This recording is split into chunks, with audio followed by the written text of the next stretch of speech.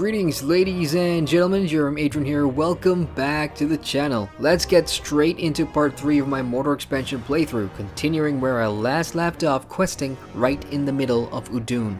During the last episode, I took the time to get my legendary items maxed out, and boy oh boy, I'll tell ya, it makes a huge difference when I was questing this time around, in addition to picking up and using more light-stead armor from landscape quest drops or rare chests. I'm a lot more effective in combat now, and the lesson here, as I said in the last video, is to get your gear up ASAP and level your legendary items as much and as early as possible.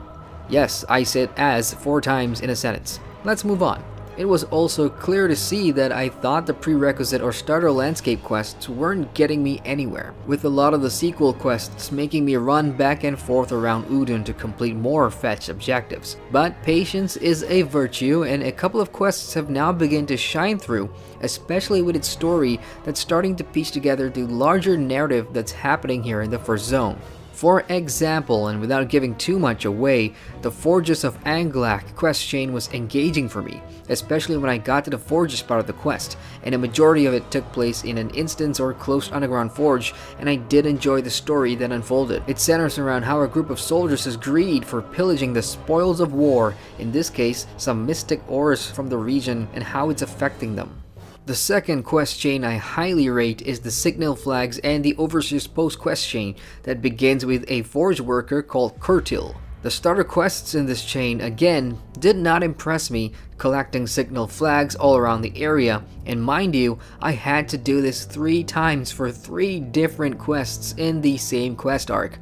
But little did I know, it was building up to something far more important. It finally reveals the overarching narrative for the Udun zone, involving a group of enslaved forge workers, all tasked with the creation of armaments and weapons for the Dark Lord's armies.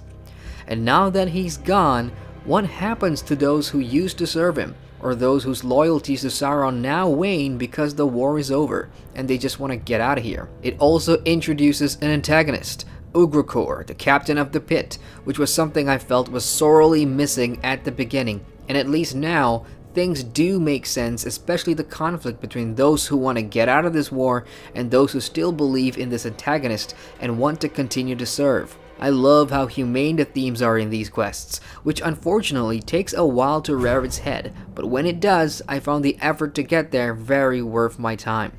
And with those 2 major quest arcs out of the way for the Udun region, there was only one thing left to do before I am completely done and ready to move on to the next zone. It was time to follow the brand new Black Book of Mordor, and the first chapter takes me to Mornar, where I'm hoping to uncover more excellent narratives. As it turns out, I met a Rohirrim who tells me of a fellow who's got some sort of an interest in Durthang, the large fortress to the south. I head on over, and I have to say this part has become my favorite in Udun so far. The narrative here involves learning the history of the Thandrim, and the subsequent quests within Durthang are clustered together nicely, making this the best place to use an XP accelerator, which I did to gain 1 level on top of excellent new gear, as the spawn rates of chests here is insane. I also love the interior design of this instance, and it's one of LOTRO's strengths. What LOTRO has always been good at designing is areas that resemble ruins and dungeon crawling instances, which is exactly what Durthang is.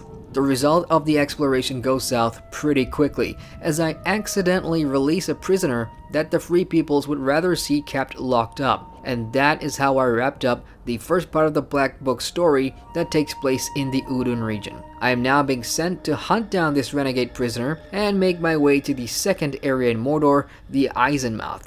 So join me for new discoveries, quests, and the next part of the Black Book in the next episode. Hit the like button if you enjoyed the video, and subscribe to the channel for more of my LOTRO Mordor expansion playthroughs and other MMO videos. Once again, I'm Adrian, and I thank you for watching. Far over the misty mountains cold, to dungeons deep and caverns old, we must away ere break of day, to find our long forgotten gold.